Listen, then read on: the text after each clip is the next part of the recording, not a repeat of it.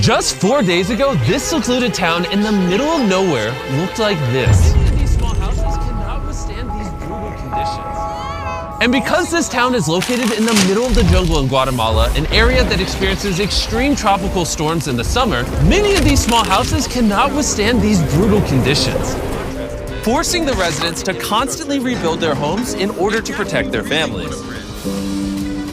However, Guatemala City, a 4-hour car ride away, is in stark contrast to this, with its upmarket infrastructure and work opportunities. A gap we really want to bridge. Once we found out about this community in Guatemala, we contacted Techo, an organization we worked with 2 years ago by rebuilding 10 houses in an impoverished community in Costa Rica to see how we could help save this remote town from being destroyed. And 1 week later, Darren arrived just outside Guatemala City. And despite its beautiful landscapes and rich culture, he soon experienced firsthand just how difficult it was to reach the small village of Chiziguan, as he had to charter a small plane to a nearby town and then still walk for miles through the thick jungle terrain. A daily practice for the locals just to generate minimal income. Upon his arrival, Darren met with Alberto, a father of 8 children who provides for them along with his wife Maria by traveling for hours every day to reach the nearest city to sell fabrics, where he only makes $2 per day, meaning that each one of his family has to live on roughly $1 per week. On top of this, the entire family of 10 have to share a singular bedroom. The existing houses that these people are living in are very rudimentary. The floors are made out of dirt. There's no electricity. They have to build fires inside of the houses to cook and keep warm. And on top of that, there's no way for Alberto and the rest of the community to collect fresh drinking water. Todavía llegamos a buscar aguas en los pozos, porque ahí tenemos un pocito que está ahí, pero no nos abastece por la familia que tenemos como nosotros. It is absolutely heartbreaking to witness just how difficult it is for these people to support their families. We want to come and help this community. We want to make a big difference for them. We want to give them a more comfortable and safe environment to raise their families. And so we have got a big plan for all of the work that we are going to do over the next few days with our partner Techo. So in just 4 days, we will be constructing 15 new homes that will have solar panels to provide basic electricity, a sanitation system, concrete flooring, a wood-burning stove, and a rain harvesting system with storage and filtration. In Techo, there are almost 1.5 million volunteers who have passed through the organization. These kinds of activities can change their lives by allowing them to connect with their traditional roots and support these small communities. They help by bridging the gap between those less fortunate than themselves. Early the next morning, with only 4 days to pull off the enormous feat, over 50 volunteers from Techo had arrived in the village to start the construction. And with the lack of roads in this village, Darren and the volunteers had to carry all of the building equipment to the top of the hill, where the new homes are being built, so the next 48 hours are going to be extremely tough.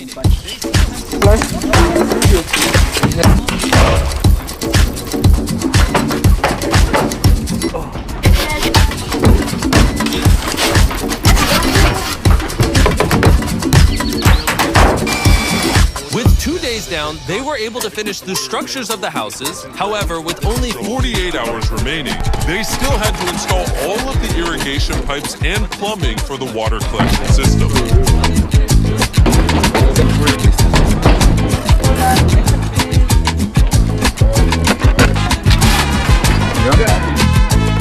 They'll be able to accumulate a lot of water over here so that they've got adequate water available when it doesn't rain. This is a huge upgrade for them. I've never doubted Darren's abilities before, but this one was touch and go. I can't believe it. But they finished just in time before the sun rose to surprise Alberto and all the other families with their new homes. And the children couldn't contain their excitement. Let's cut the ribbon.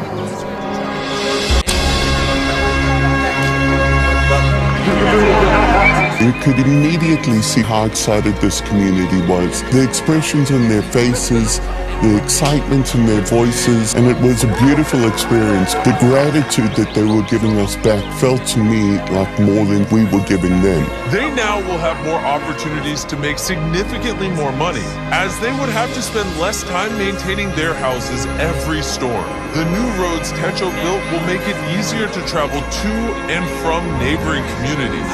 They have electricity, making it easier for the children to study at night. The new stoves make it easier to cook healthy food, and this will allow the community to expand and one day become a fully functional town with similar opportunities to those that live closer to the city. So Alberto and his family will never have to hike those treacherous paths again. Estamos felices con todo. Mi esposa, mis patojos grandes ya están felices. Me sentí muy contento. And beyond this, we have another big surprise for the community. But before I show you this, I want to tell you about the sponsor of this video, Dragon City. Beyond sponsoring this incredible project, Dragon City is hosting a Philanthropy Week Challenge from January 21st to 28th in-game. Players can earn points for Techo by breeding an electric parent and a flame parent dragon. And for every 50,000 points earned globally, Dragon City will donate $100 to Techo.us to help build shelters in Latin America with a total donation goal of $20,000. Also, there's a custom Mr. Beast Runner Island starting on January 24th, where you can obtain all the Mr. Beast dragons through in-game offers. But if you don't like my dragons, there's obviously thousands of more you can choose from. To us, and we have felt that in this community. Your support on these videos mean the world to me. I hope you guys enjoyed. As always, your eyeballs watching these videos help us help people, but your finger can as well by hitting that subscribe button. So tap it right now and then let us know down below, and get mad at anyone down below that doesn't subscribe. Get mad in a nice way because we support positivity, but mad in enough of a way where they subscribe. Bye.